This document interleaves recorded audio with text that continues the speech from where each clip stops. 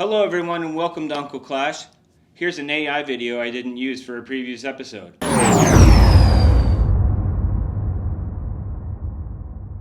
Whoa! What was that? That's right, it was a princess getting dusted, but she was unarmed, so I didn't think it was right. But the video was pretty dope fresh, wouldn't you say? We used to say that in the 90s. Moving on. Today we're going to be talking about a concept called attack the back. What's wrong, Uncle Clash? Does your back hurt? I'm 52, yeah, of course it does. But this isn't about my back, it's about their back. In any given game, you're going to run into a pickle. They might outmaneuver you, and they have a push coming down that's formidable that you need to defend. And at that point, you need to decide, how do I best mitigate this damage? The first thing you have to do is accept the fact that you're going to get hit. Once you can do that, you can start making smart decisions. And the focus today is on a move that I make a lot that I see my partners just not doing that I wanted to share with you. I wonder how you feel about this. When you have a couple of cards coming down at you and you only have one to defend, you got to choose where to put it. Everyone looks at the front. What's charging at you up front, that's what I need to take care of.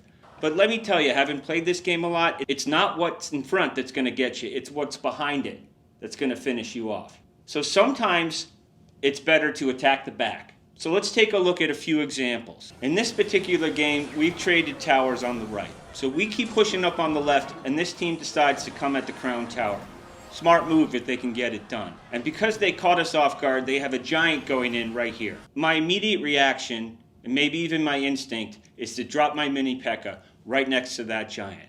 Makes sense, right? But instead I wait. Why? Because if I put the mini P.E.K.K.A. down near the giant, and they have something like an Archer Queen behind it, while I'm defending the giant, the Archer Queen's going to be killing my mini P.E.K.K.A. And then I got nothing left to fight off the Archer Queen, which if it cloaks, I'm in big trouble. So I wait a beat. They drop the Archer Queen, boom. Mini P.E.K.K.A. right next to it. I've taken out the back. The tower's taking care of that, and my partner can come get it. Another good example is this.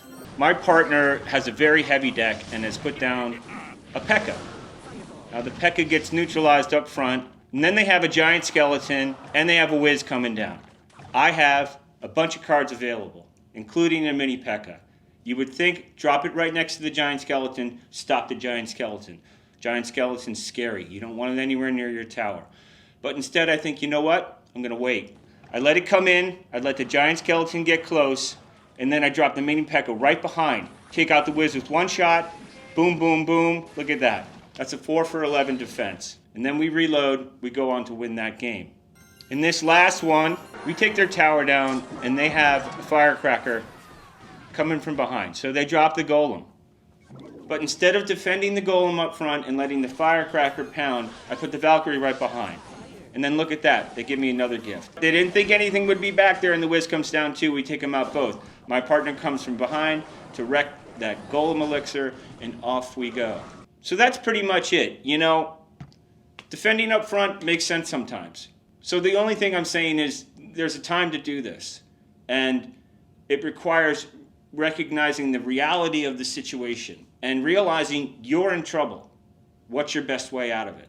Because what's up front is going to hurt you, but what's in back is going to make you lose the game.